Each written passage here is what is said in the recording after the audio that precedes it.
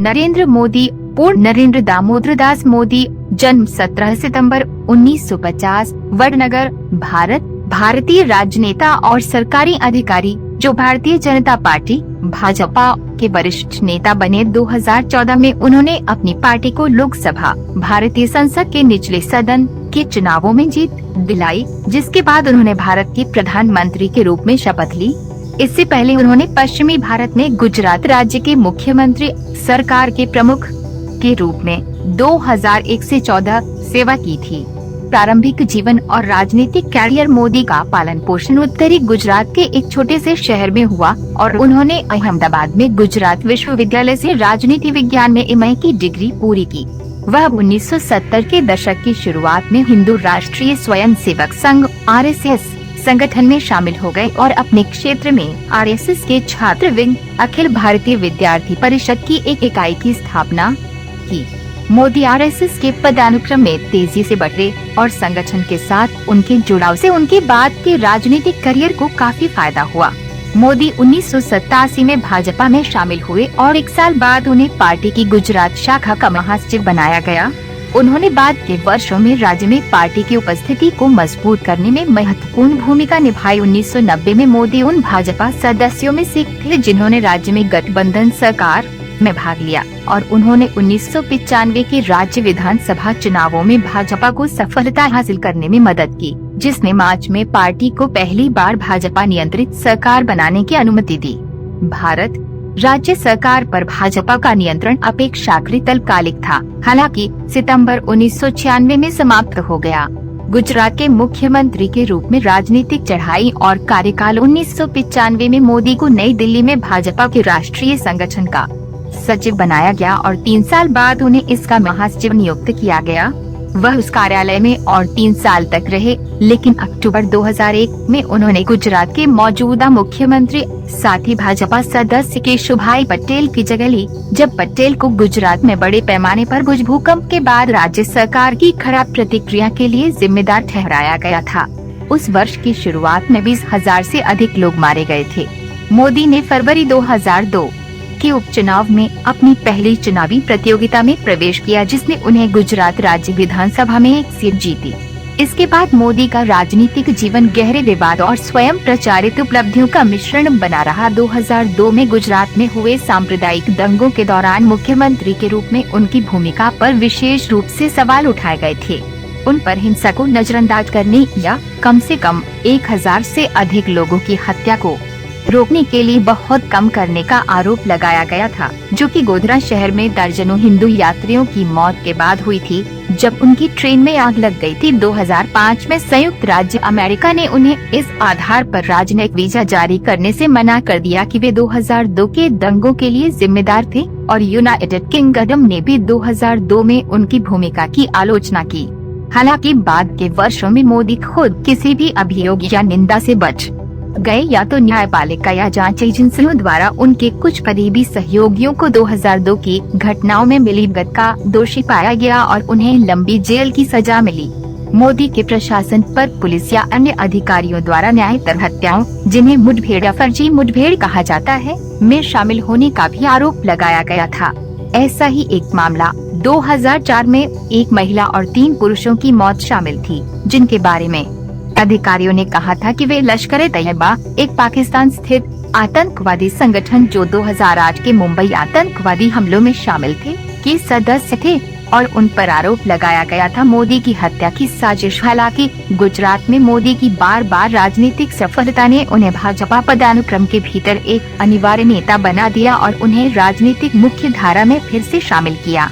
उनके नेतृत्व में भाजपा ने दिसंबर 2002 के विधानसभा चुनावों में एक महत्वपूर्ण जीत हासिल की। चेंबर में 182 सीटों में से 127 सीटें जीती। मोदी के लिए एक सीट सहित गुजरात में वृद्धि और विकास के लिए एक घोषणा पत्र पेश करते हुए भाजपा 2007 के राज्य विधानसभा चुनावों में फिर से विजयी हुई, कुल 117 सीटों के साथ, और पार्टी ने 2012 के चुनावों में 115 सीटों पर जीत हासिल की। दोनों बार मोदी ने अपने चुनाव जीते और मुख्यमंत्री के रूप में लौटे। गुजरात सरकार के प्रमुख के रूप में अपने समय के दौरान मोदी ने एक सक्षम प्रशासक के रूप में एक शानदार प्रतिष्ठा स्थापित की और उन्हें राज्य की अर्थव्यवस्था के तेजी से विकास का श्रेय दिया गया। इसके अलावा उनके और पार्टी के चुनावी प्रदर्शन ने मोदी की स्थिति को न केवल पार्टी के भीतर सबसे प्रभावशाली नेता बल्कि भारत के प्रधानमंत्री के संभावित उम्मीदवार के रूप में आगे बढ़ाने में मदद की। जून 2013 में मोदी को 2014 के लोकसभा चुनावों के लिए भाजपा के अभियान का नेता चुना गया था। एक जोरदार अभियान के बाद जिसमें मोदी ने खुद को एक व्यवहारिक उम्मीदवार के रूप में चित्रित किया जो भारत की खराब प्रदर्शन वाली अर्थव्यवस्था को बदल सकता है, वे और पार्टी विजयी हुए जिसमें भाजपा ने चैम्बर में स्पष्ट बहुमत हासिल किया। मोदी ने 26 मई 2014 को प्रधानमंत्री के रूप में शपथ ली थी। उनके पदभार संभालने के तुरंत बाद उनकी सरकार ने भारत के परिवहन बुनियादी ढांचे में सुधार और देश में प्रत्यक्ष विदेशी निवेश पर नियमों को उदार बनाने के अभियान सहित कई सुधार शुरू किए। मोदी ने अपने कार्यकाल की शुरुआत में 2 महत्वपूर्ण कूटनीतिक उपलब्धियां हासिल की। सितंबर के मध्य में उन्होंने चीनी राष्ट्रपति शी जिनपिंग की यात्रा की मेजबानी की। 8 वर्षों में पहली बार कोई चीनी नेता भारत आया था। उस महीने के अंत में यूएस वीजा दिए जाने के बाद मोदी ने न्यूयॉर्क शहर का अत्यधिक सफल दौरा किया जिसमें यूएस राष्ट्रपति के साथ एक बैठक भी शामिल थी। बराक ओबामा प्रधानमंत्री के रूप में मोदी ने हिंदू संस्कृति को बढ़ावा देने और आर्थिक सुधारों के कार्यान्वयन की देखरेख की।